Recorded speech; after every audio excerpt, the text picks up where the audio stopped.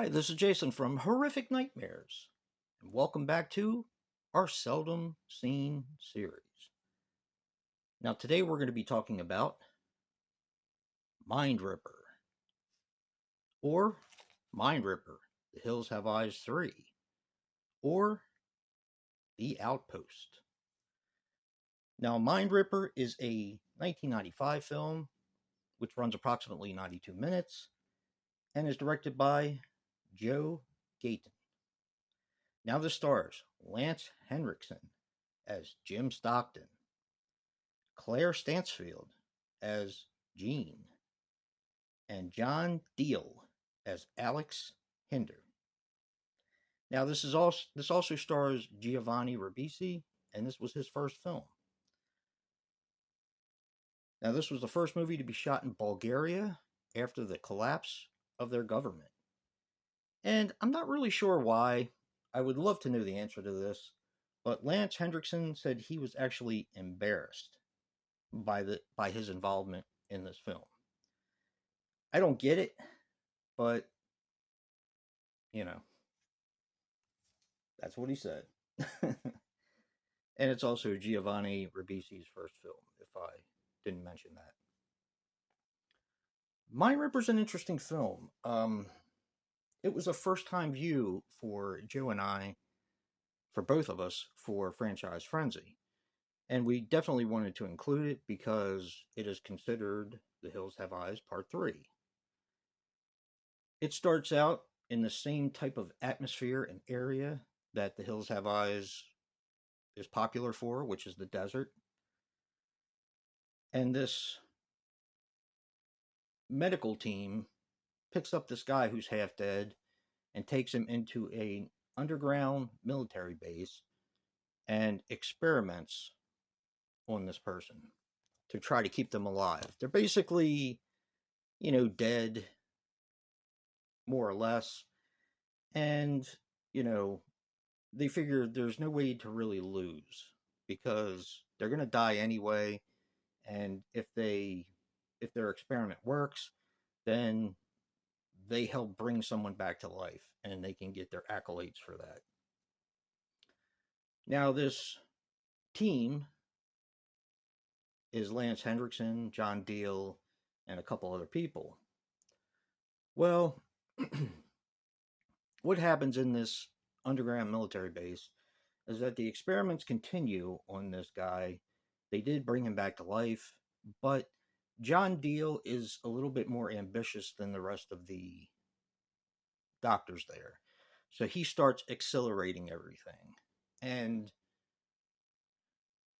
ethically, the other doctors were unhappy with this, to the point where Lance Hendrickson's character actually quits and, goes back home. Well, he got a call from one of the doctors and they asked him to come back in because they're having problems with this experiment. And he ends up taking his kids because he was going to go camping with them. He takes his kids, they all get locked into this underground military base, and they're getting picked off one by one by this man creature. That's basically the story in a nutshell. I like this because it's a different take on The Hills Have Eyes. Now, one of the things I told Joe when we were first watching it, and he kind of agreed with it, is that the way it starts out, this could have been one of the other people from the other movies. If you really wanted to connect in your mind, this could have been one of the people that were tortured by the cannibals, by the hillbilly cannibals, the deformed people from the nuclear fallout. So if you really want to connect it in your mind, you can. They actually don't say that this is one of those people, but they kind of have that look when they pick them up. Granted, you don't see a whole lot of them, but that's kind of the look they have. And I think it actually kind of fits. It does go in a different direction with the underground military base. Instead of the bombing sites with the inbred, deformed people. So it does go in a different direction, but it kind of has that Hills Have Eyes feel at the same time. I actually really like this film, and I was actually talking to Joe tonight because I watched it again today to more familiarize myself with it. And one of the questions I asked was, why do people hate this movie so much? So I was going through the movie because I was watching it for the second time, and I wanted to be really nitpicky and, you know, kind of be a jerk about every little thing I saw that I didn't like. And to be honest, I kind of had trouble with that. It's acted well, well enough for a horror movie. I mean, granted, it does have Lance Henriksen and John Deal, and they're both decent actors. The gore is pretty much on point. I love the look of the military base, so I'm really having trouble understanding why people seem to hate this movie so much. But I definitely recommend it if it's something that you've never seen and you are a Hills Have Eyes fan.